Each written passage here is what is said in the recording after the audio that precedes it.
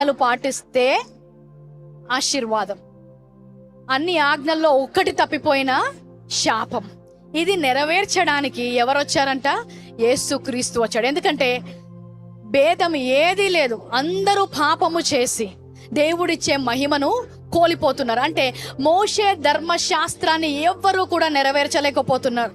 అక్కడున్న ఇజ్రాయేలు మాత్రమే కాదు, ప్రధాన యాజకుడు మాత్రమే కాదు, ఆఖరికి మోషే కూడా ఏ ధర్మశాస్త్రం తీసుకొని వచ్చాడు, ఆయన కూడా అది నెరవేర్చలేదు. అది నెరవేర్చడానికి క్రీస్తు మన కోసం వచ్చాడంట.